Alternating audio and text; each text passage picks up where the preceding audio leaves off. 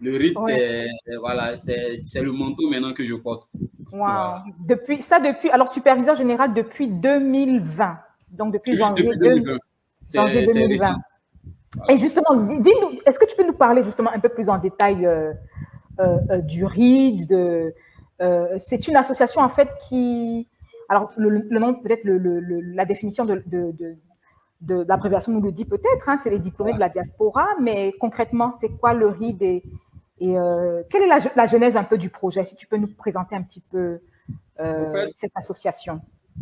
le RID a, comment on appelle ça, un statut associatif, c'est vrai.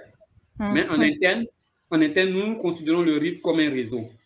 Parce que association, le RID fonctionne comme une association, mais on préfère plus le thème de réseau. Parce que le thème de réseau, c'est dit que nous sommes, nous sommes un peu plus proches les uns des autres. Voilà. Maintenant, l'idée du RID, à la naissance du RID, je n'étais pas là. Il n'y a plus le RID en cours. Déjà, l'histoire du RID ressemblait plutôt à quelque chose qu'on avait voulu faire au Maroc. Voilà. On avait voulu au Maroc créer un réseau à travers l'AECAM. Et c'était ce réseau-là même que je voulais créer. Voilà pourquoi je suis rentré à l'AECAM. Voilà pourquoi j'ai voulu être président même de l'AECAM. Je t'explique rapidement pourquoi j'ai été président de l'AECAM. C'est que je suis arrivé au Maroc, j'ai été accueilli par les scouts. Et là, parmi les scouts, je me suis rendu compte que tous les autres chefs scouts qui étaient avec moi étaient des chefs d'entreprise. Des PDG, des directeurs généraux et les parents de nos scouts étaient des chefs d'entreprise. C'était tous des expatriés, des Français, des Italiens, des Américains. Et ils étaient tous DG.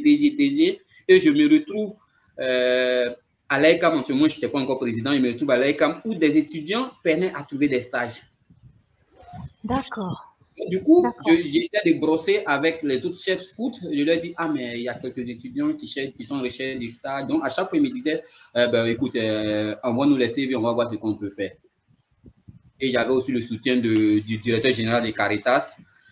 Voilà, directeur général de Caritas Maroc, qui était un ami vraiment très proche. Voilà. Donc, à chaque fois, je lui envoyais des demandes de stages et il publiait au niveau de sa communauté.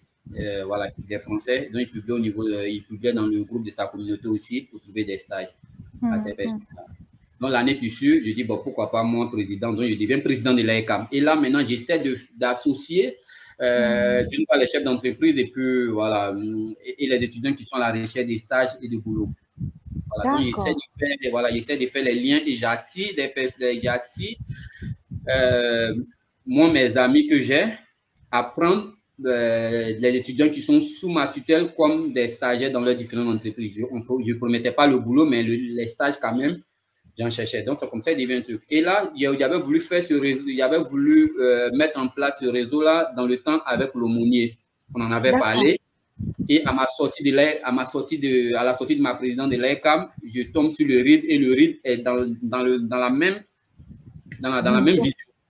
Donc, pourquoi créer quelque chose qui existe déjà? Donc, c'est comme ça, je rentre au RID. Parce qu'il ne faut pas disperser, en tant qu'Africain, il ne faut pas disperser les forces. Non, il faut les unir. pas la peine. Au contraire. Il faut rentrer, il faut t'aligner et puis travailler avec eux.